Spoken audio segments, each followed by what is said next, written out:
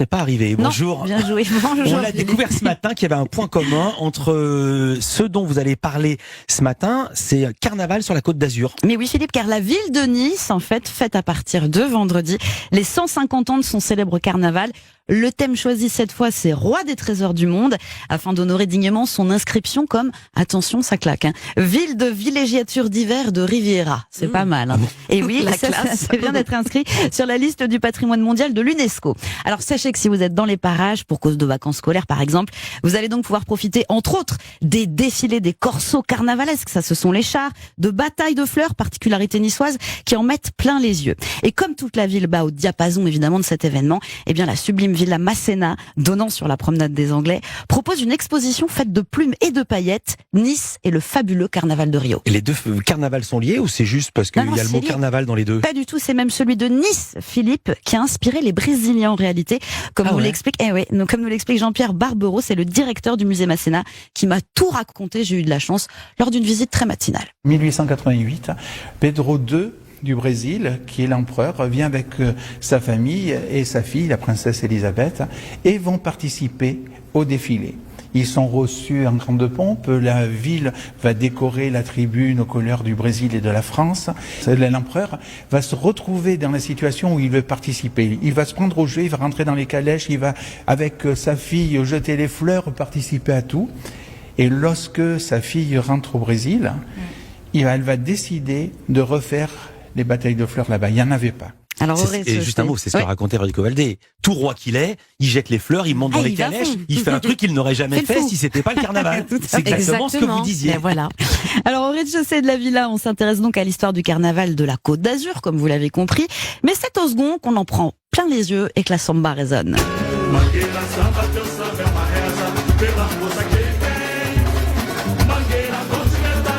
On va contempler des costumes qui sont dignes de la haute couture. Moi, je me rendais pas compte que ça pèse des dizaines de kilos. Et c'est Alain Taillard, un passionné, qui a d'ailleurs prêté sa collection entière au musée.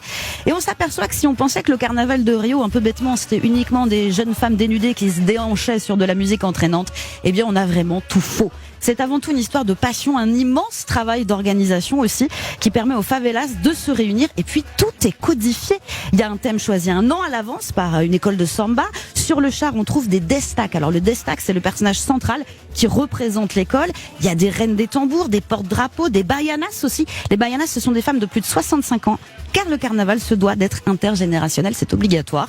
Et puis, on vient pour gagner, c'est un concours. Ah oui, et oui, même si c'est uniquement la gloire que l'on récolte ici. Et attention au faux pas, Jean-Pierre Barbero nous livre quelques règles. En fait, 3000 personnes doivent être présentes par école. 6 x 3, 18. Ça fait 18 000 personnes qui défilent une nuit.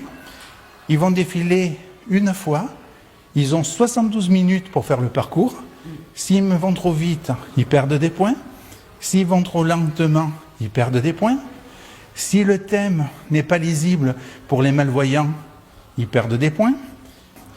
On est dans la position où on est dans un vrai concours. 12 écoles en tout défilent, 6 seront retenues pour passer une seconde fois.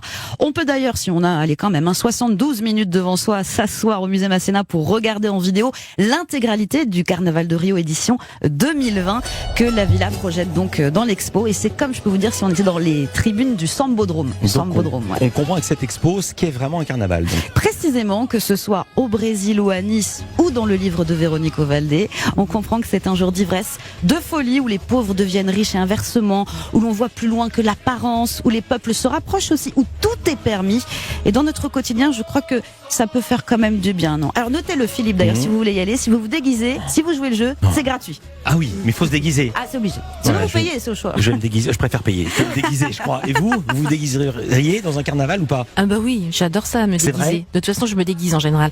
Donc j'aimerais bien en effet partir me déguiser. Et il y a cette idée de l'anonymat total. Vous pouvez faire tout ce que vous voulez aussi parce que vous êtes déguisé. Avant toute chose. Comme à Venise, d'où les masques. Mais bien entendu, voilà. Donc ça abolit énormément de choses. Ça abolit en effet ce qui existe entre les générations. On a toujours des très vieilles femmes avec des tout jeunes enfants. Et puis ça abolit évidemment tout ce qui est lié à quand même le milieu social d'où vous venez.